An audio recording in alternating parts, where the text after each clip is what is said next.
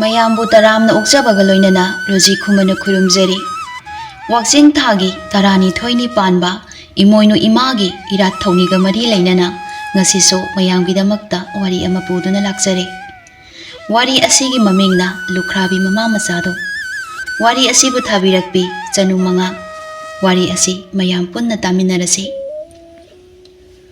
ꯊꯥꯏꯅ ꯃꯇꯝ ꯑꯃꯗ ꯂꯨꯈ꯭ꯔꯥꯕꯤ ꯃꯃꯥ ꯃꯆꯥ ꯑꯃꯈꯛ ꯂꯩꯔꯝꯃꯤ꯫ ꯃꯃꯥ ꯑꯗꯨꯒꯤ ꯃꯃꯤꯡ ꯇꯃꯨ ꯍꯥꯏꯅ ꯀꯧꯏ, ꯑꯗꯨꯒ ꯃꯆꯥꯅꯨꯄꯤ ꯑꯗꯨꯒꯤ ꯃꯃꯤꯡꯅ ꯂꯦꯝꯕꯤ ꯍꯥꯏꯅ ꯀꯧꯏ꯫ ꯇꯃꯨ ꯃꯍꯧꯁꯥꯗꯒꯤ ꯍꯧꯅ ꯂꯥꯏ ꯇꯤꯟ ꯌꯥꯝꯅ ꯅꯤꯡꯖꯕꯤ ꯅꯨꯄꯤ ꯑꯃꯈꯛꯅꯤ꯫ ꯅꯣꯡꯃꯒꯤ ꯆꯔꯥ ꯅꯣꯡꯈꯥꯡꯅꯅꯕ ꯂꯩꯇ꯭ꯔꯕꯁꯨ ꯂꯥꯏꯒꯤꯅꯤ ꯍꯥꯏꯔꯕꯗꯤ ꯃꯍꯥꯛꯅ ꯀꯔꯤꯒꯨꯝꯕ ꯄꯣꯠꯁꯛ ꯑꯃꯇꯪ ꯑꯣꯏꯔꯕꯁꯨ ꯀꯠꯆꯅꯕ ꯍꯣꯠꯅꯖꯔꯝꯃꯤ꯫ ꯑꯌꯨꯛ ꯅꯨꯡꯊꯤꯜ ꯅꯨꯃꯤꯗꯥꯡ ꯍꯥꯏꯕꯗꯤ ꯃꯉꯥꯡ ꯂꯨꯋꯥꯡ ꯈꯨꯃꯟ ꯒꯨꯔꯨ ꯑꯍꯨꯝ ꯑꯁꯦ ꯅꯤꯇꯤ ꯀꯥꯏꯗꯅ ꯈꯨꯔꯨꯝꯖꯔꯝꯃꯤ꯫ ꯃꯃꯥꯅ ꯏꯁꯣꯔꯕꯨ ꯑꯁꯨꯛꯀꯤ ꯃꯇꯤꯛ ꯊꯥꯖꯕꯁꯦ ꯎꯕꯗ ꯃꯆꯥꯅꯨꯄꯤꯅ ꯍꯪꯂꯝꯃꯤ, "ꯏꯃꯥ, ꯅꯪꯅ ꯅꯨꯃꯤꯠ ꯈꯨꯗꯤꯡꯒꯤ ꯂꯥꯏ ꯑꯗꯨꯝ ꯈꯨꯔꯨꯝꯃꯤꯁꯦ ꯀꯩꯒꯤꯅꯣ?"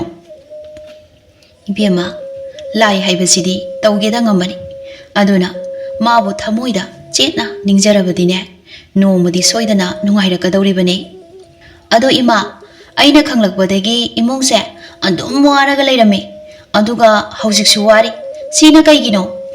"ꯏꯆꯥꯒꯤ ꯋꯥꯍꯪꯁꯦ ꯍꯪꯕ ꯌꯥꯕ ꯋꯥꯍꯪꯅꯤ, ꯑꯗꯨꯕꯨꯅꯤ ꯏꯕꯦꯝꯃ, ꯏꯁꯣꯔ ꯍꯥꯏꯕꯁꯦ ꯃꯤ ꯑꯃꯗ ꯍꯦꯛꯇ ꯅꯨꯡꯉꯥꯏꯍꯟꯒꯦ ꯌꯥꯏꯐꯍꯟꯒꯦ ꯍꯥꯏꯗꯨꯅ ꯁꯠ ꯍꯦꯛꯇ ꯊꯧꯖꯥꯟꯒꯤ ꯂꯟ ꯄꯤꯕꯤꯔꯛꯄ ꯅꯠꯇꯦꯗꯣ꯫ ꯃꯤꯑꯣꯏꯕ ꯑꯩꯈꯣꯏꯗ ꯇꯣꯉꯥꯟ ꯇꯣꯉꯥꯟꯕ ꯆꯥꯡꯌꯦꯡ ꯀꯌꯥꯅꯤ ꯃꯍꯥꯛꯅ ꯇꯧꯒꯗꯧꯔꯤꯕꯁꯦ꯫ ꯃꯍꯥꯛꯀꯤ ꯆꯥꯡꯌꯦꯡ ꯑꯗꯨꯗ ꯃꯥꯏ ꯄꯥꯛꯂꯕ ꯃꯤꯑꯣꯏ ꯑꯗꯨ ꯈꯛꯇꯅꯤ ꯃꯈꯣꯏꯅ ꯊꯧꯖꯥꯟꯒꯤ ꯂꯟ ꯄꯤꯕꯤꯔꯤꯕꯁꯦ꯫ ꯑꯣ, ꯑꯗꯨꯗꯤ ꯏꯃꯥ, ꯑꯩꯈꯣꯏꯅ ꯋꯥꯔꯤꯁꯦ ꯏꯁꯣꯔ ꯃꯥꯅ ꯆꯥꯡꯌꯦꯡ ꯇꯧꯕꯗ ꯋꯥꯍꯜꯂꯤꯔꯕ?" "ꯑꯗꯨ ꯑꯣꯏꯔꯝꯕꯁꯨ ꯌꯥꯏꯌꯦ꯫ ꯑꯗꯨꯗꯤ ꯈꯔ ꯍꯦꯃꯟꯗ꯭ꯔꯣ ꯏꯃꯥ? ꯑꯩꯁꯦ ꯍꯧꯖꯤꯛ ꯆꯍꯤ 10 ꯍꯦꯜꯂꯦ, ꯑꯗꯨꯒ ꯑꯩꯈꯣꯏ ꯄꯥꯕꯁꯨ ꯉꯟꯇꯥꯅ ꯁꯤꯈ꯭ꯔꯦ꯫ ꯑꯩꯅ ꯆꯍꯤ 10 ꯍꯦꯜꯂꯁꯤ ꯐꯥꯎꯕ ꯆꯥꯡꯌꯦꯡ ꯇꯧꯔꯤꯅꯤ ꯍꯥꯏꯗꯨꯅ ꯑꯗꯨꯝ ꯋꯥꯍꯟꯕꯁꯤꯗꯤ ꯐꯠꯇꯦꯀꯣ ꯃꯣꯏꯁꯨ꯫ ꯑꯗꯣ ꯅꯣꯡꯃꯗꯤ ꯁꯣꯏꯗꯅ ꯅꯨꯡꯉꯥꯏꯔꯛꯈꯤꯅꯤꯌꯦ." "ꯍꯣꯏꯁꯦ ꯐꯔꯦ ꯏꯃꯥ, ꯑꯩ ꯆꯥꯛ ꯂꯥꯝꯃꯦ, ꯆꯥꯛ ꯊꯣꯡꯉꯨ ꯂꯥꯛꯑꯣ." ꯃꯃꯥ ꯃꯆꯥ ꯑꯅꯤꯗꯣ ꯆꯥꯛꯈꯨꯝꯗ ꯆꯪꯂꯛꯏ, ꯑꯗꯨꯒ ꯆꯥꯛ ꯊꯣꯡꯗꯨꯅ ꯆꯥꯃꯤꯟꯅꯔꯦ꯫ ꯃꯊꯪꯒꯤ ꯅꯨꯃꯤꯠꯅꯤ ꯇꯃꯨ ꯉꯟꯇꯥꯅ ꯍꯧꯒꯠꯂꯒ ꯃꯤꯒꯤ ꯂꯧ ꯈꯥꯎꯕ ꯆꯠꯈ꯭ꯔꯦ꯫ ꯂꯦꯝꯕꯤꯁꯨ ꯇꯨꯝꯕ ꯍꯧꯒꯠꯂꯒ ꯂꯥꯏꯔꯤꯛ ꯉꯥꯏꯍꯥꯛ ꯑꯣꯏꯔꯥꯏꯔꯝꯂꯒ ꯂꯩꯀꯥꯏꯒꯤ ꯃꯃꯥꯟꯅꯕꯤ ꯈꯔꯒ ꯇꯧꯔꯒ ꯁꯥꯟꯅꯕ ꯆꯠꯈ꯭ꯔꯦ꯫ ꯑꯁꯨꯝꯅ ꯉꯥꯏꯍꯥꯛ ꯁꯥꯟꯅꯔꯨꯔꯕ ꯃꯇꯨꯡ ꯃꯌꯨꯝꯗ ꯍꯜꯂꯛꯇꯨꯅ ꯍꯩꯕꯣꯏ ꯍꯩꯇꯕꯣꯏ ꯇꯧꯔꯒ ꯆꯥꯛꯀꯗꯨ ꯊꯣꯡꯂꯝꯃꯤ꯫ ꯅꯨꯡꯊꯤꯟꯒꯤ ꯃꯇꯝ ꯑꯣꯏꯔꯛꯂꯕꯗ ꯇꯃꯨꯁꯨ ꯂꯧꯗꯒꯤ ꯀꯥꯔꯛꯂꯝꯃꯤ꯫ ꯃꯍꯥꯛꯅ ꯂꯧꯗꯒꯤ ꯀꯥꯔꯛꯄꯗ ꯃꯆꯥꯅꯨꯄꯤꯅ ꯍꯩꯇ ꯍꯩꯇ ꯊꯣꯡꯂꯝꯕ ꯆꯥꯛ ꯑꯗꯣ ꯏꯔꯨ ꯃꯥꯏꯊꯔꯕ ꯇꯨꯡꯗ ꯆꯐꯨꯗꯒꯤ ꯊꯤꯔꯒ ꯃꯃꯥ ꯃꯆꯥ ꯑꯅꯤꯗꯣ ꯄꯨꯟꯅ ꯆꯥꯃꯤꯟꯅꯔꯝꯃꯤ꯫ ꯇꯟꯖꯥ ꯑꯗꯨꯗ ꯃꯣꯏꯒ ꯌꯨꯝꯊꯪꯅꯕꯗ ꯂꯩꯕꯤ ꯃꯧ ꯃꯆꯥꯗꯣ ꯃꯅꯦꯝꯒ ꯀꯟꯅ ꯍꯦꯛꯇ ꯂꯥꯎꯅꯗꯨꯅ ꯈꯟꯅꯔꯛꯏ꯫ ꯃꯗꯨ ꯇꯥꯕꯗ ꯂꯦꯝꯕꯤꯅ ꯃꯃꯥꯗ ꯍꯪꯉꯤ, "ꯏꯃꯥ, ꯃꯣꯏꯒꯤ ꯏꯆꯥ ꯊꯔꯣꯁꯦ ꯑꯕꯣꯛ ꯍꯅꯨꯕꯤꯁꯤꯒꯁꯨ ꯑꯗꯨꯝ ꯈꯟꯅꯩꯉꯣ." "ꯃꯣꯏ ꯑꯅꯤꯁꯦ ꯌꯥꯅꯗꯕꯒꯤꯅꯤ. ꯑꯗꯣ ꯑꯩꯗꯤ ꯃꯣꯏꯒꯤ ꯏꯆꯥ ꯊꯔꯣꯁꯦ ꯅꯨꯡꯁꯤꯗꯦ. ꯑꯩꯉꯣꯟꯗꯁꯨ ꯃꯃꯤꯠꯀ ꯈꯥꯅ ꯈꯥꯅ ꯌꯦꯡꯉꯦ, ꯑꯩ ꯀꯤꯖꯩꯉꯣ." "ꯌꯦꯡꯒꯦ ꯌꯦꯡꯁꯅꯣ ꯏꯆꯥꯁꯤꯗꯤ, ꯏꯆꯥꯅ ꯀꯥꯏꯗ ꯀꯥꯏꯔꯨꯅꯣ, ꯂꯥꯟꯗꯕ ꯃꯤꯒꯤꯗꯤ ꯏꯁꯣꯔꯅꯅꯦ ꯃꯤꯆꯪ ꯑꯣꯏꯕꯅꯤ." "ꯍꯣꯏ ꯏꯃꯥ." ꯅꯨꯃꯤꯠꯇꯨꯃꯁꯨ ꯍꯧꯈ꯭ꯔꯦ꯫ ꯃꯊꯪꯒꯤ ꯅꯨꯃꯤꯠꯇꯁꯨ ꯇꯃꯨꯗꯣ ꯂꯧ ꯈꯥꯎꯕ ꯆꯠꯈ꯭ꯔꯦ꯫ ꯉꯁꯤꯁꯨ ꯂꯦꯝꯕꯤ ꯃꯇꯣꯝꯇ ꯂꯩꯍꯧꯔꯦ꯫ ꯃꯥꯁꯨ ꯉꯥꯏꯍꯥꯛ ꯁꯥꯟꯅꯔꯨꯔꯒ ꯃꯌꯨꯝꯗ ꯍꯜꯂꯛꯂꯦ꯫ ꯑꯗꯨꯒ ꯉꯔꯥꯡꯒꯤ ꯃꯇꯧꯒꯨꯝꯅ ꯉꯁꯤꯁꯨ ꯃꯍꯥꯛ ꯆꯥꯛ ꯊꯣꯡꯗꯨꯒꯤ ꯆꯦꯡꯐꯨꯗ ꯆꯦꯡ ꯌꯥꯎꯕ꯭ꯔꯥ ꯍꯥꯏꯅ ꯌꯦꯡꯂꯝꯃꯤ꯫ ꯑꯗꯨꯕꯨ ꯆꯦꯡꯐꯨ ꯑꯗꯨꯗꯗꯤ ꯆꯦꯡ ꯑꯃꯠꯇ ꯌꯥꯎꯔꯝꯗ꯭ꯔꯦ꯫ ꯂꯦꯝꯕꯤꯗꯨ ꯃꯥꯡꯒꯣꯟꯗ ꯐꯝꯂꯒ ꯃꯇꯣꯝꯇ ꯁꯣꯜꯂꯤ꯫ "ꯑꯁ, ꯀꯃꯥꯏ ꯇꯧꯅꯤ ꯁꯤꯗꯤ? ꯍꯣꯔꯦꯟ ꯏꯃꯥꯅ ꯂꯧꯗꯒꯤ ꯀꯥꯔꯛꯂꯒ ꯀꯔꯤ ꯆꯥꯅꯤ?" ꯑꯗꯨꯝꯅ ꯋꯥꯈꯟꯗꯣ ꯈꯟꯗꯨꯅ ꯉꯥꯏꯍꯥꯛ ꯂꯩꯔꯕ ꯇꯨꯡꯗ ꯂꯦꯝꯕꯤ ꯃꯈꯣꯏꯒ ꯌꯨꯝꯊꯪꯅꯕꯤ ꯑꯕꯣꯛ ꯑꯃꯨꯔꯩꯒꯤ ꯃꯅꯥꯛꯇ ꯂꯥꯛꯂꯤ꯫ ꯑꯗꯨꯒ ꯁꯨꯃꯥꯡꯗꯨꯗ ꯂꯦꯞꯂꯒ ꯀꯧꯏ, "ꯑꯕꯣꯛ, ꯑꯕꯣꯛ!" ꯑꯃꯨꯔꯩꯒꯤ ꯃꯃꯧ ꯅꯨꯄꯤ ꯊꯔꯣꯗꯣ ꯊꯣꯛꯂꯛꯇꯨꯅ, "ꯂꯦꯝꯕꯤ, ꯀꯩ ꯂꯩꯔꯒꯦ?" "ꯏꯆꯥ, ꯑꯕꯣꯛ ꯂꯩꯔꯗꯤ ꯆꯦꯡ ꯈꯤꯇ ꯄꯤꯌꯣꯅ ꯍꯥꯏꯒꯦ ꯇꯧꯕꯅꯦ." ꯑꯉꯥꯡꯗꯨꯅ ꯏꯆꯝ ꯆꯝꯅ ꯍꯥꯏꯔꯤꯕ ꯋꯥꯗꯨ ꯇꯥꯕꯗ ꯊꯔꯣ ꯃꯥꯏꯊꯣꯡ ꯁꯨꯛꯅ, "ꯀꯔꯤ ꯍꯥꯏꯕ? ꯆꯦꯡ?" "ꯍꯣꯏ ꯏꯆꯥ." "ꯉꯥꯏꯈꯣ ꯂꯦꯝꯕꯤ, ꯌꯨꯝꯁꯦ ꯍꯧꯖꯤꯛꯇꯤ ꯑꯩꯒꯤ ꯌꯨꯝꯅꯤ. ꯑꯩꯒꯤ ꯌꯨꯝꯗꯒꯤ ꯄꯣꯠ ꯂꯧꯕ ꯃꯇꯝꯗ ꯃꯄꯨ ꯑꯩꯉꯣꯟꯗ ꯍꯥꯏꯗꯕꯤꯗ ꯍꯅꯨꯕꯤꯗꯨꯗ ꯑꯣꯏna ꯍꯥꯏꯒꯗꯧꯔꯤꯕ?" "ꯏꯆꯥ, ꯑꯕꯣꯛꯇꯤ ꯍꯥꯟꯅꯗꯒꯤ ꯑꯩꯈꯣꯏꯗ ꯑꯗꯨꯝ ꯃꯇꯦꯡ ꯄꯥꯡꯉꯦ." "ꯑꯣ, ꯑꯩꯅ ꯈꯜꯂꯤ ꯃꯁꯤꯒꯤ ꯍꯅꯨꯕꯤꯁꯤꯅ ꯄꯩꯁꯥ ꯄꯥꯏꯗꯦꯗ ꯍꯥꯏꯁꯤꯗꯤ ꯅꯣꯏꯗ ꯊꯩꯕꯒꯤ ꯑꯣꯏꯔꯦ." "ꯅꯠꯇꯤꯌꯦ ꯏꯆꯥ." "ꯉꯥꯏꯈꯣ ꯂꯦꯝꯕꯤ, Noigi abokna noida lupa kayagadi pirei. Khangdi isa nangba hojikta noigi mating pangi haidudi. Paisa oina pirakpa nati. Heirang oidaba nganganu. Oidaba yamna ngangido kaigino. Ha, kaigino haibane. Isa aidi asengba khangdabane. Nang khangde haiba natro. Ha, khangde haiba natraba. Tharo lembigi manado leiraga. Pisak pikliba angang macha nangnaso karigi oidaba ngangiba. Khangbra na. Ha, khangbra. Lembido sut kaplaga. Ija naye thado o. Adumna tauringai manebok amureido thongalomdagi changlaktuna sumangduda leplare. Tharo su lembibu mana leiraga matung manau lakanu haiduna laktana inthoklei. Amurei su laurei mamau nupida. Aduga lembi su amuregi makhong manaktuda tare. Amurei lembibu hawatlaga hangi. Isu lembiya kaidaure? Abo isana phuriba. Amurei mamau nupida onsinduna sairei. Hai, Tharo, karino nangna angangsida phuribasibo. Machin thibagine phuridu. Taunu angang bu kai khange. Mana asoiba thabak tawramlabaso nangna ahal ama oina semdokpa yadro. Ima, nangdi moigi imungda sel thum jing jak kaya ama lona pirabanina moibu yam nungsiramgani. Yare lepo. Imane migi mamangda khana jainaba tawbado yamna ikai ko. Nokpu nokjaningdra. Oiroi paroi dabada migi mateng panglaga kai khana dawrige. Hoida. Imaudine nungai yai phaba wata padaba imungda leirabanina migi awabado uramlaroi. Adubune nangsu khanguko nangi haurakphamdo. Imana haisidi aise yamna hanthana yengbagi wanine. Amurei lembida onsinduna hangi. Lembiye kapkanuse. Isuna aboki yumda lakpabu kai haige abokta hayuse. Abok mamado lauda chatki. Aduda aina chak thongi yenglubada jeng amta leiramdre. Aduna abo hoidagi khita laugena lakpane. Oh, ado abokna pithoklaga loiredana. Tharona. Ima, kaigino imana moida asuk yamna minungsi upiribasibo. Amurei mamau nupina nganglibado tade imungda sangkhiduna kompak amada sengdo haplaga hairi. Lembiya la aboka noida chalasi. Adugane chak thonglaga charusi. Lembisu hoi haiduna haujik tusinbada sokiba magi khuru aduda nanduna lakli. Yum hek yaurakpaga amureina chak thongduna masum mabel anido chaminarami. Chak toklaba matung amureina haire. Lembiya namasu karaklani. Nangsune ngayhak tumtho aboksu chatlage ko. Hoi abo. Ngayhaki matung tamusu laudagi karakli. Aduga masu hek karakpaga machanupibu hana kaurami. Lembi mamagi khonjen tabada tumlambadagi mamit panglaktuna mapanda tholai. Imagi lembi sana isabu tumlurabro. Hoi ima. Ado imadi ngasai kaudana sengwalamje. Chak lamanane loiramlani. Chak sare ima. Kadaidagi se? Aina ngasai abu amurei hoidagine ching lauruye. Aboksu khoida laktunane mana chak thongbirame. Aima. Nabokto waramlanido. Mama macha wari sanaduna imungda changge tawbada lembido ngasai tharone ilakpada tusankiba khuru ado chaina phauruktuna. Ayo. Kaidoragi sabo. Lembido peri tawduna ngasai tharona haikiba tawkiba singado wari lirami. Wari tabada tamuna thawai yam nungaitana machagi asokpado yenglaga tapna konsillaga hairi. Matung manaudine hanglunuko. Imana Lukhrabi oirabaso isa phobadi chakna buk thanna pijaba ngami. Asomna matam khara amasu haujinkre. Tharo ayung anta hawatuna masam managado ipa pharaduna hakam wa chalaga masadu tingli yangli rami. Madu obada manembong haire. Karino ne tumba hawalakpa matamda nasamgado punsilakpa yadro nangbo. Tawra adawne hek nongan baga fatte haibani ne. Ima ama tawre fatte nate sumai sum tawradi yumse kamaina palo haibani da. Yum amagine ahal saba manem natraga makusina ne si fatte hairabadi ne tawganu.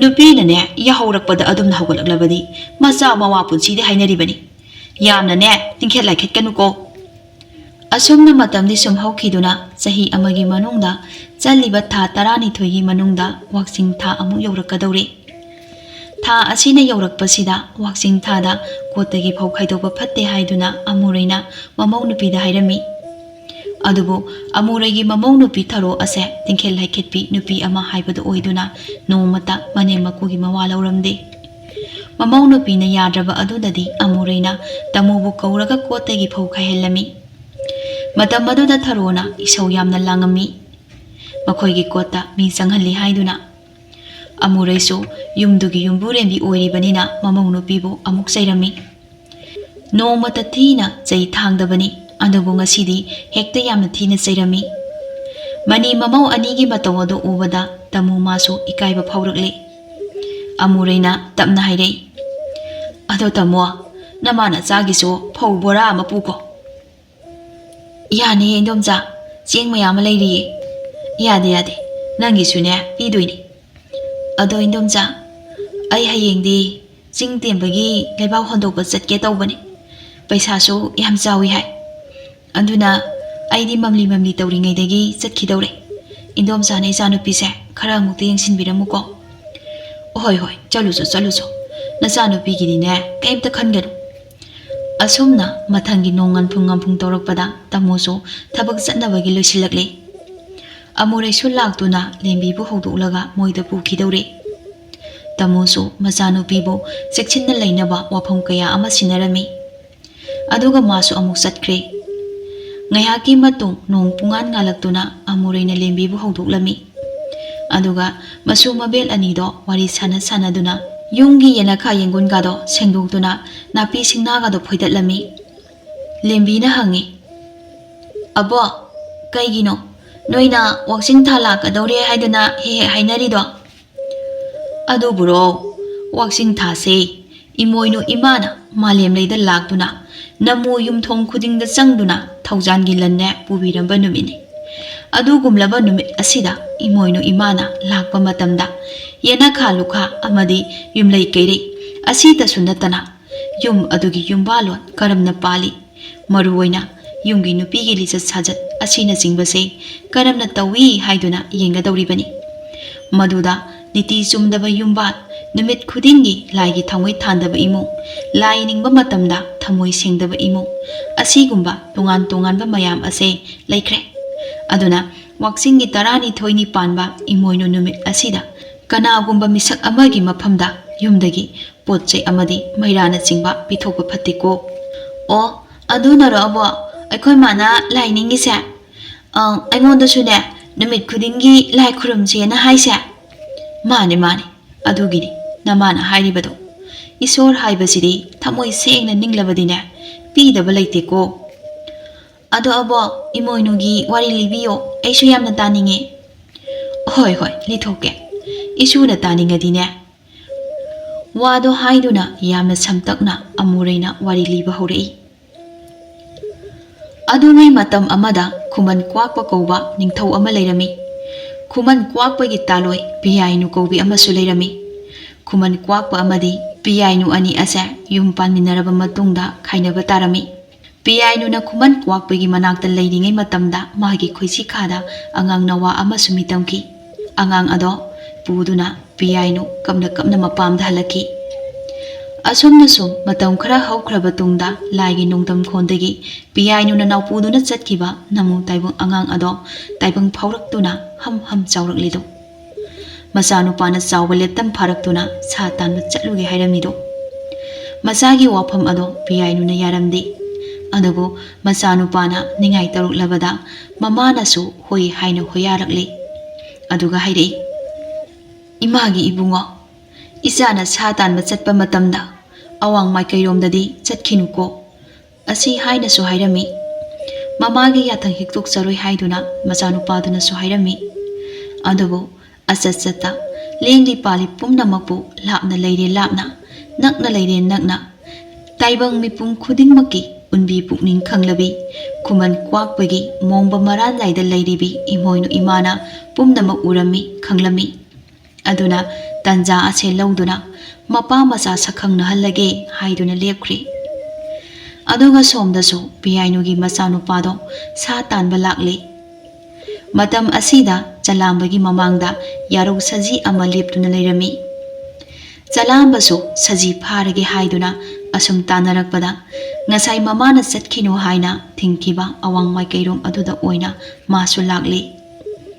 Angakpani imoinu imagi thoksin asumna sum tanarakpada yarau saji ado khuman kwakpagi sana konungi phambal makhada chensinduna lotkre.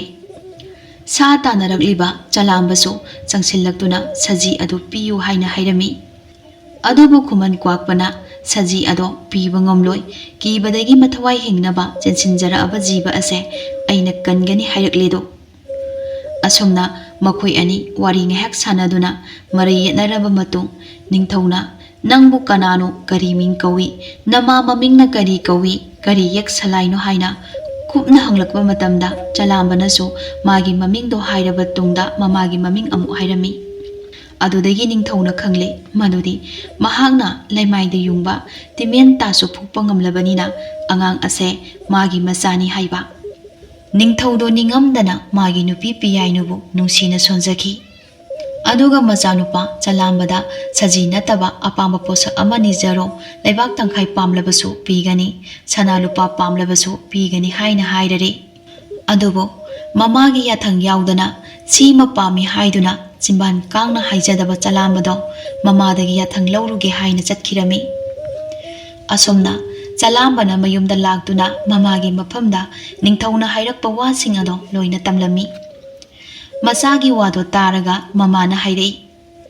Ibungo ningthauna sana pige yarugano lupa pige yarugano laibak tangkhai pige hairabasu yarugano iningthauna pige hairabadi iningthaugi mongba iranjaida leiriba abu adu oina pibiyu haina nijaro madu piyu yadrabadi lauzararoi haiduna hayu haina insilami. Aduga karigumba niriba posak ado piraklabadi yamna cheksinna purakadabani malem leida taphadi sayon jambi imani oningba sayon hetane onba ngambani. Karigumba mahakna saglol mathang mathang lauduna tawraklabadi isagi mitna ihan hana uribado abukni. Madudi isana mabu senaba waraklabadi imana piriba amuba phi asina kupuko. Asumna chalambasu ningthaugi manakta laktuna mamana hairakpasingdo loina hairami. Madudagi ningthauna magi nupibu nungsina tapna kauduna hai. Onthokpani da piyaino nangi lausing angakpani.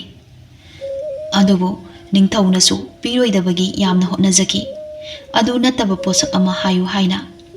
Chalambasu adu natrabadi lauraroi hekta sikhang khangkri. Upai leraroi khangladuna ningthauna machanupa chalambagi maphamda imoinu imabu pirakli. Chalambasu mamana hairakibasing ado loina tawrami.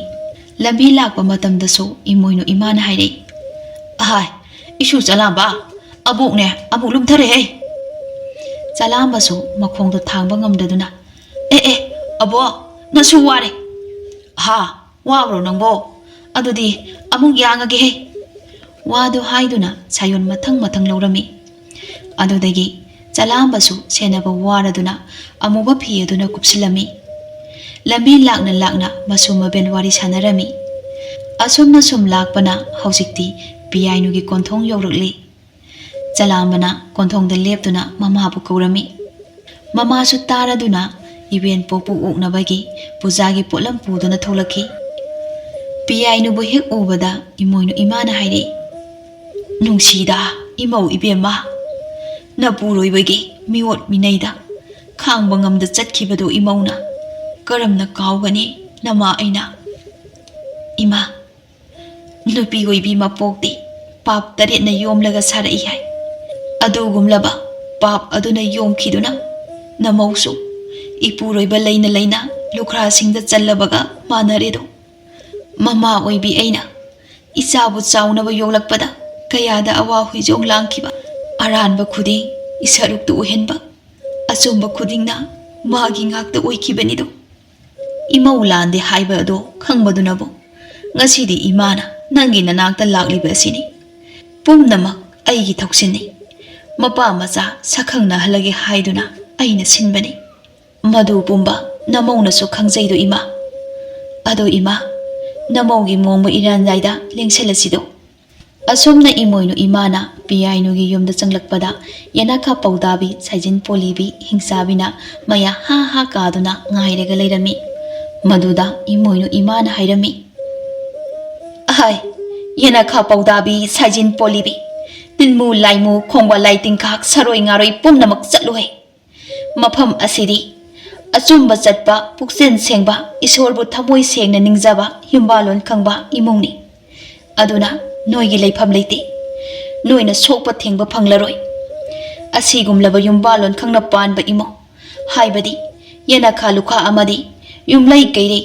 ꯅꯤꯇꯤ ꯆꯨꯝꯅ ꯄꯥꯟꯕ ꯏꯃꯨꯡꯗꯤ ꯏꯃꯣꯏꯅꯨ ꯀꯧꯕꯤ ꯅꯃꯥ ꯑꯩꯅ ꯉꯥꯛ ꯁꯦꯟꯗꯨꯅ ꯊꯝꯒꯅꯤꯗꯣ ꯑꯩꯅ ꯉꯥꯛ ꯁꯦꯟꯗꯨꯅ ꯊꯝꯂꯤꯕ ꯌꯨꯝ ꯑꯃꯠꯇꯗꯒꯤ ꯅꯈꯣꯏꯒꯤ ꯆꯤꯟꯖꯥꯛ ꯐꯪꯂꯣꯏꯗꯣ ꯑꯗꯨꯗꯤ ꯏꯃꯥ ꯑꯩꯈꯣꯏꯗꯤ ꯀꯔꯤ ꯆꯥꯗꯨꯅ ꯍꯤꯡꯒꯅꯤ ꯍꯥꯏꯒꯦ ꯇꯥꯎ ꯌꯦꯅꯈꯥ ꯂꯨꯈꯥ ꯃꯣꯠꯂꯕ ꯌꯨꯝꯕꯥꯜ ꯃꯊꯣꯡ ꯆꯥꯗꯅ ꯄꯥꯜꯂꯕ ꯌꯨꯝꯒꯤ ꯅꯨꯄꯤꯅ ꯏꯁꯧ ꯇꯣꯏꯅ ꯂꯥꯡꯗꯨꯅ ꯍꯤꯡꯆꯥꯕꯤꯒꯤ ꯃꯇꯧꯒꯨꯝ ꯂꯧꯔꯛꯂꯕ ꯅꯨꯃꯤꯠ ꯈꯨꯗꯤꯡꯒꯤ ꯂꯥꯏꯒꯤ ꯊꯥꯎꯃꯩ ꯊꯥꯟꯒꯅꯤ ꯈꯪꯗꯕ ꯑꯃꯗꯤ ꯐꯠꯇꯕ ꯆꯤꯟꯖꯥꯛ ꯆꯥꯁꯤꯟꯗꯨꯅ ꯃꯇꯨ ꯃꯆꯥꯗ ꯑꯣꯠꯄ ꯅꯩꯕ ꯇꯧꯔꯛꯂꯕ ꯀꯥꯡꯈꯣꯡ ꯆꯥꯏꯔꯕ ꯑꯗꯨꯒꯨꯝꯂꯕ ꯌꯨꯝꯕꯥꯜ ꯑꯗꯨꯗꯤ ꯅꯈꯣꯏꯅ ꯁꯣꯛꯀꯦ ꯊꯦꯡꯒꯦ ꯈꯜꯂꯛꯄ ꯃꯤꯀꯨꯞꯇ ꯂꯥꯏꯅ ꯐꯪꯒꯅꯤ ꯑꯗꯨꯝꯅ ꯍꯥꯏꯔꯝꯂꯒ ꯃꯃꯧ ꯅꯨꯄꯤꯒꯤ ꯃꯣꯡꯕ ꯃꯔꯥꯟꯌꯥꯏꯗ ꯆꯪꯂꯛꯂꯤ ꯄꯤꯌꯥꯏꯅꯨꯅ ꯍꯪꯉꯤ ꯏꯃꯥ ꯅꯃꯧꯒꯤ ꯃꯣꯡꯕ ꯁꯪꯒꯥꯏ ꯑꯁꯤꯒꯤ ꯀꯔꯝꯕ ꯖꯒꯥꯗ ꯂꯩꯔꯒ ꯏꯃꯥꯒꯤ ꯑꯄꯦꯟꯕ ꯑꯣꯏꯒꯅꯤ इबेमा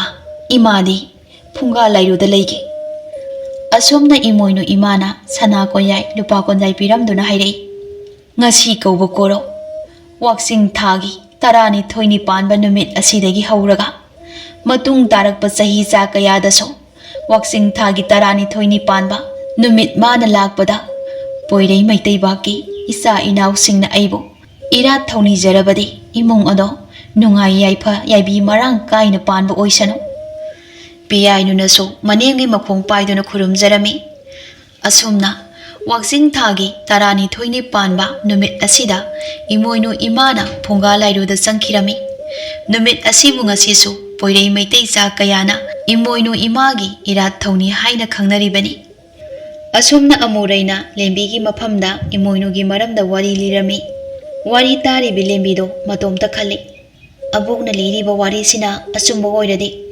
अइसु ngasiदगी इमुंग मांगोल अमदि नुमित खुदिंगी लाई थंगमै थानगे असी हाइदुना मबुक निंदनिंखिरमी अदुगा तपना हाइरे अदुदि अबो अइसु अखोगी युमदा लोइसिलुखिगे ममादो हलागा लोइसिनबदा वारनेबा अमुरैना नोकलगा हैमा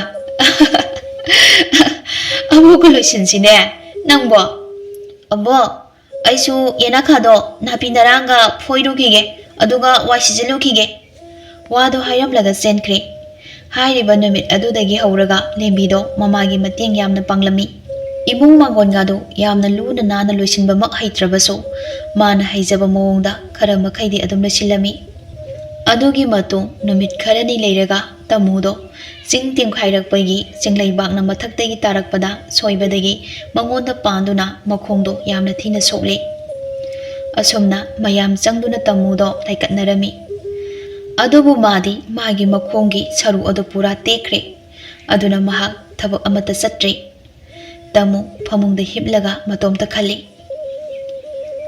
करीनो अइना तवगदबा सिबो अइसे कया यामना फत्तबा मी ओइबगिनो अवाबा अमगी मथक्ता अवाबा अमा लोइबा नाइदे अइना सुमना सुम लैरगा इसानो पिसे करी पिजदुना थाकनी अइसे हिंगबदा कानद्रबा मिसक हाइबदा ओइरे ममाना हिपना मदोम सोलिबा वादो ताबदा लेंबीना हाइरे इमा नंग कपिरो कपतेदा इसाबो चाक लामरो लामदी इमा इमागी लेंबी सना इसासे इमाना मपोक थीना पोपीरे असुक पिकलेबे इसा नंग फोवा ननिंग थुंगनबसु ngamde इमाना होजिक लैरिबा फिबम असे असुमना सुम लैरबदी इसादे वारनिदा कोइबेमा Ima, kapkano, ay kaisu wadiye. Sidagidi ay su lai ningadawni. Laidi puksin singna ninglibadi loina pi haidudi. Aduna ay sune, ima bu naba phanbiyo haiduna numit kudingi niduini ima. Nang kapkano, ima soidana pharakaniye. Ima soidana pharakini. Ado ima, imunu haibado kayang watlige. Nasi humni tangaire. Adudi aikoigidi kai katkani ima. Angamba khara katpa haibaduni. Adugane maira thanbadi kawba yade ko. Numittuma pura mangoda maira thangadabani. Hoi, ai thange ima. Mathange numitta tamu Machado China khon mayamduna sikpa saba tawduna khangba ngamdaduna hedona het challedo. Lembi mamagi matau ubada yamna su nungaijadri. Aduna haire. Ima, nang nanari se. Ay oina naradi phadawni ko. Bema, kaigino. Isana dumain hairibadubo. Ima, nang naba se. Ayam nungaiteba. Ay naba oinadi imana pomiraga thembira sune. Chainado phadawba. Aydi pikpanina ima, nang poba sungamde, pamba sungamde. Aduga paisa su paidabanina layengba sungamde. Ima limbi sana. Isagi wahai singse ima pele. Ado ibema mathangi mapokdadi isase. Nungai yai phaba. Yai tom phamdong ba kanagi imungda poktuna. Set pusaba naning thong na laiba oyo ko sana. Tali kaisu aidi mapok khudingi. Ima nangi nasawai na adum poktoine. Ay kanapta nung sidiye. Ima nang khakta nungsiye. Imagi sana. Mama macha anido amuk su kapminnare. Mathangi numit yaurakle. Ngasidi imoinugi irat thoni numitni. Aduna lembi sanado humanga kangle. Pisak hek pikngai kwechen senduna imunga do loisinjarami. Yumgi yana khaluka amadi imungda thangba mirangdo kanthokduna aroibidani mana tawribado. Amure laktuna. Aima lembiye. Nangbu wai tairiro. Hoi abo, tairine. Horel imoino imana lakpada aigi bor mayamani hauduine. Amureina noklaga. Hoida. Ado, namado khara phagat bro. Abo, aina hangbadadi phariena haye. Phare. Abo sune, imungda namagi manakta changlukige ko. Aduga, isugi thabak singse abo su tawbidoine. Asomna amuresu tamuga wari sanaruraba matung lembigi thabak singado manasu tawbu yaubirami.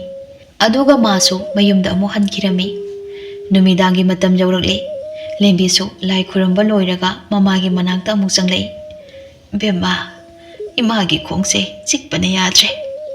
Ima, ai abo kauru chora. Kauruno. Imane China konse khangba yamna ware. Tumina pothage ko. Lembina mamagi makhongdu hidang hapiraduna pothahalami. Aduga mana chakhumdu changlaga mama macha anigi chak to amu thunglami. Ngaihaki matung chak loiraga chak chadum ahumkhak la tol amada hapladuna phunga lairuda katuna hai. Apo akhoidi yamna lairareba. Aduna enjang chu thongde. Chak chagangse siwoina charo ko. Adumna kalamlaba matung mamagi chak to amuk puduna changlai aduga hai. Ima chak charase. Ibema ima ngaihak tang pothakige aduga chagi ko. Hoi adudi ai sune ima nangi nanakta sum hiblaga leige ko. Lembi mamagi manakta sum hiblaga leirambadagi tapna hawgalaktuna mamabu tumkhrabrana yengi. Mamado tumthakiduna leirami. Mamana tumbadu uraga mana kayada wakhal nungairiba. Lembi nauna mapa kaina kibanina mamagi awaba mahakna khangi. Aduna tapna soli. Ima, nang tumuko. Ay mapanda imoino ima lakpa ngairukige. Ima ichana wari se phanbiyu. Imagi anabasu phanbiyu haiduna nirukige ko. Tamu tumba nate. Mahak tuminna hiblaga China khanglibani. Machana uraga nungai khiroi khanbadagi.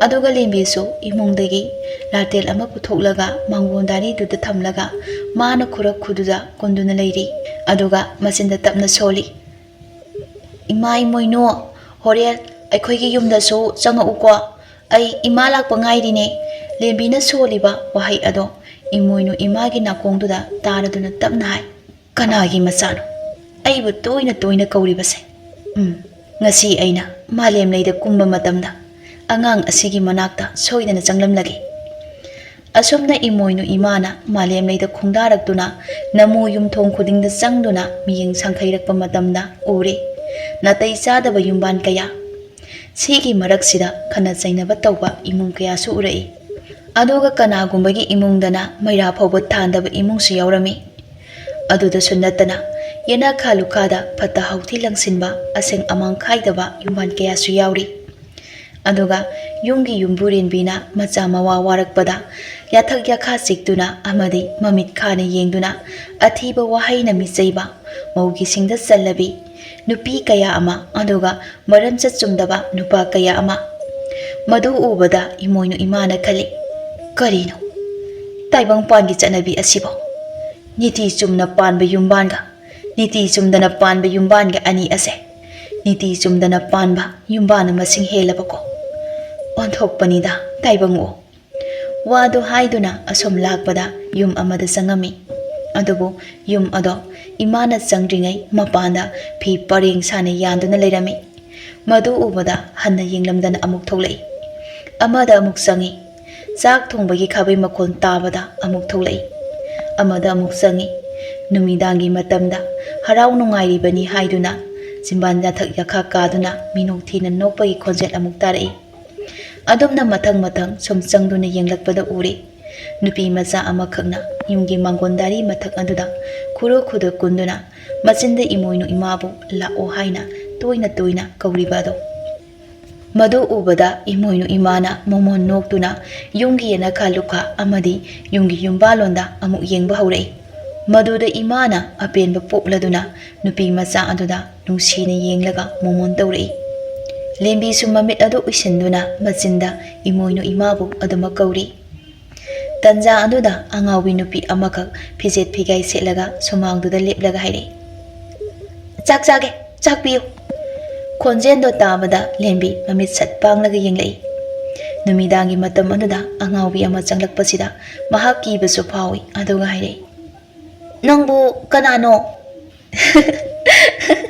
ai bro aidi angawi o andudi angawi nang sida leiramuko ai chak loktholukhige lembi chak lokthuluraga mangonduda thamlaga hai lao angawi mangon sida kakhalo nang ingbana suloirani ai maipu hogat pige angawi nupi aduso kakhatuna mangonduda phami aduga chak aduda munni yengi lembi na haire ado angawi akhogi imungdi yam wai aduna ngasisu enjang thongde aigi araiba chakse sina nabuk thanaba chakhoko mamasu naraga lei aina hayeng paisa pairakanda nangbusu aina ahau ba mayam thonglaga pijadoine nangsu chaba dum lauko angawi ado chak ado changsinduna phangjada chakcha amada chak ado chakom chauna paurei lembina hai tamna chaw phunni haibaga tawbaga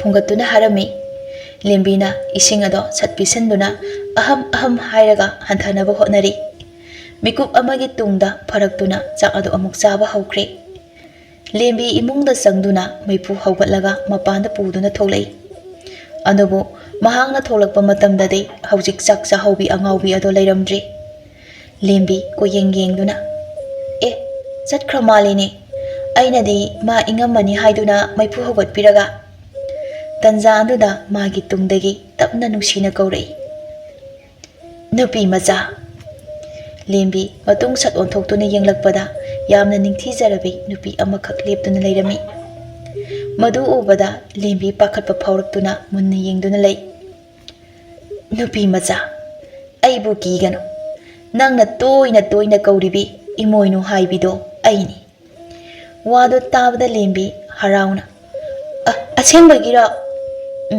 mani nangi apama borado nijaro adudi imoinu ima ꯑꯩꯒꯤ ꯏꯃꯥꯗꯣ ꯅꯥꯔꯒ ꯂꯩꯕ ꯌꯥꯝ ꯀꯨꯏꯔꯦ ꯏꯃꯥꯕꯨ ꯅꯥꯕ ꯐꯍꯟꯕꯤꯔꯝꯃꯣ ꯑꯗꯨ ꯈꯛꯇꯔ ꯅꯨꯄꯤ ꯃꯆꯥ ꯏꯆꯥꯅ ꯄꯥꯝꯂꯤꯕꯁꯦ ꯀꯔꯤꯒꯤ ꯑꯇꯩꯗꯤ ꯅꯤꯗ꯭ꯔꯤꯕ ꯏꯃꯥꯅ ꯑꯃꯈꯛꯇ ꯅꯤꯌꯨ ꯍꯥꯏꯗꯨꯗꯤ ꯑꯗꯨꯅ ꯄꯨꯝꯅꯃꯛꯇꯒꯤꯗꯤ ꯏꯃꯥꯅ ꯍꯦꯜꯂꯤ ꯑꯩꯁꯨ ꯏꯃꯥ ꯌꯥꯎꯗꯅ ꯍꯤꯡꯕ ꯉꯝꯂꯣꯏꯌꯦ ꯑꯗꯨꯅ ꯏꯃꯥꯕꯨ ꯐꯍꯟꯕꯅ ꯐꯩꯌꯦ ꯅꯨꯄꯤ ꯃꯆꯥ ꯅꯪꯅ ꯅꯃꯥꯕꯨ ꯀꯌꯥꯒꯤ ꯃꯇꯤꯛ ꯅꯨꯡꯁꯤꯖꯔꯤꯕ ꯐꯔꯦ ꯉꯁꯤꯒꯤ ꯅꯨꯃꯤꯠꯇꯒꯤ ꯅꯃꯥ ꯅꯆꯥꯒꯤ ꯑꯋꯥꯠꯄ ꯍꯥꯏꯕꯗꯣ ꯂꯩꯇꯕ ꯑꯣꯏꯖꯔꯣꯀꯣ ꯍꯣꯏ ꯑꯗꯨꯅꯦ ꯑꯩꯅ ꯄꯥꯝꯃꯤꯁꯦ ꯏꯃꯥ ꯇꯟꯖꯥꯗꯨꯗ ꯇꯥꯃꯨꯗꯣ ꯃꯄꯥꯟꯗ ꯃꯆꯥꯅꯨꯄꯤꯅ ꯋꯥꯔꯤ ꯁꯥꯟꯅꯔꯒ ꯂꯩꯔꯤꯕ ꯃꯤꯗꯣ ꯀꯅꯥꯅꯣ ꯍꯥꯏꯗꯨꯅ ꯏꯃꯨꯡꯗꯒꯤ ꯍꯪꯂꯛꯏ ꯃꯇꯝ ꯑꯗꯨꯗ ꯂꯦꯝꯕꯤꯅ ꯍꯔꯥꯎꯅ ꯍꯥꯏ ꯏꯃꯥ ꯀꯅꯥꯅꯣꯃ ꯌꯦꯡꯉꯨ ꯂꯥꯎꯅꯦ ꯇꯥꯃꯨꯁꯨ ꯐꯃꯨꯡꯗꯒꯤ ꯇꯞꯅ ꯍꯧꯒꯠꯂꯒ ꯃꯈꯣꯡꯗꯣ ꯊꯥꯡꯒꯦ ꯇꯧꯕꯅꯤ ꯑꯗꯨꯕꯨ ꯃꯁꯥꯗ ꯆꯩꯅꯥ ꯑꯃꯠꯇ ꯐꯥꯎꯗꯕꯒꯨꯝ ꯃꯈꯣꯡꯗꯣ ꯊꯥꯡꯂꯒ ꯃꯄꯥꯟꯗ ꯊꯣꯛꯂꯛꯏ ꯑꯗꯨꯒ ꯌꯦꯡꯉꯤ ꯀꯅꯥꯅꯣꯅꯦ ꯋꯥꯗꯣ ꯍꯥꯏꯗꯨꯅ ꯌꯦꯡꯂꯛꯄꯗ ꯎꯔꯤ ꯏꯃꯣꯏꯅꯨ ꯏꯃꯥꯅ ꯂꯦꯞꯇꯨꯅ ꯂꯩꯔꯝꯂꯤꯕꯗꯣ ꯃꯗꯨ ꯎꯕꯗ ꯇꯥꯃꯨ ꯏꯃꯣꯏꯅꯨ ꯏꯃꯥꯒꯤ ꯈꯣꯡꯌꯥ ꯊꯝꯕꯥꯜ ꯑꯅꯤꯗ ꯃꯈꯨꯠ ꯑꯅꯤꯅ ꯁꯣꯛꯇꯨꯅ ꯍꯥꯏꯔꯛꯏ ꯑꯍꯥꯗ ꯏꯃꯥ ꯏꯕꯦꯝꯃ ꯀꯪꯂꯥꯒꯤ ꯁꯪꯌꯥꯏꯗ ꯁꯅꯥ ꯑꯍꯤꯡꯕ ꯃꯆꯨꯒꯨꯝ ꯉꯥꯜꯂꯤꯕꯤ ꯁꯅꯥꯒꯤ ꯇꯥꯡꯕꯟꯗ ꯐꯝꯂꯤꯕꯤ ꯂꯨꯄꯥꯒꯤ ꯇꯥꯡꯕꯟꯗ ꯐꯝꯂꯤꯕꯤ ꯇꯥꯡꯕꯟ ꯊꯥꯡꯕꯒꯨꯝ ꯊꯥꯡꯖꯒꯦ ꯂꯤꯐꯥꯡ ꯀꯣꯟꯕꯒꯨꯝ ꯀꯣꯟꯖꯒꯦ ꯑꯍꯥꯏ ꯂꯥꯎꯕ ꯈꯣꯟꯖꯦꯅ ꯍꯨꯏ ꯅꯍꯥ ꯈ꯭ꯋꯥꯡꯅꯧꯕꯤ ꯁꯅꯥꯒꯤ ꯆꯤꯡꯊꯦꯟ ꯈꯣꯡꯂꯦꯟ ꯆꯤꯡꯕꯒꯨꯝ ꯆꯤꯡꯖꯒꯦ ꯑꯈꯣꯡ ꯇꯠꯇꯕꯤ ꯑꯔꯥꯏ ꯀꯪꯗꯕꯤ ꯅꯇꯨꯅ ꯆꯨꯝꯊꯥꯡ ꯈꯜꯂꯤꯕꯤ ꯏꯃꯥ ꯇꯥꯏꯕꯪ ꯄꯥꯟꯕ ꯄꯨꯝꯅꯃꯛꯄꯨ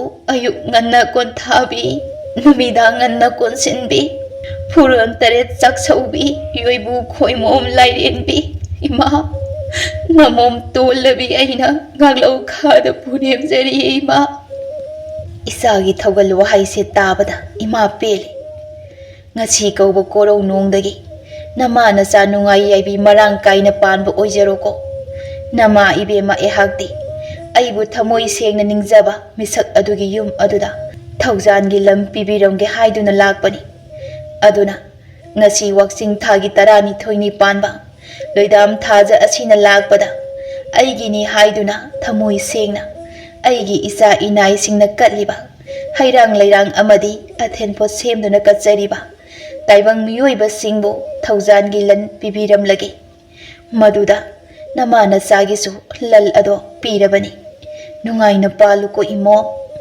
ꯐꯔꯦ ꯑꯗꯨꯗꯤ ꯏꯃꯣꯏꯅꯨ ꯅꯃꯥ ꯑꯩꯍꯥꯛꯁꯨ ꯀꯣꯔꯧ ꯅꯨꯃꯤꯠ ꯑꯁꯤꯅ ꯏꯅꯨꯡ ꯇꯩꯗ꯭ꯔꯤꯉꯩ ꯏꯇꯦꯐꯝꯗ ꯇꯦꯔꯒꯦ ꯏꯍꯟꯐꯝꯗ ꯍꯟꯈ꯭ꯔꯒꯦ ꯅꯨꯡꯉꯥꯏꯅ ꯂꯩꯍꯧꯔꯨꯀꯣ ꯍꯌꯨꯝ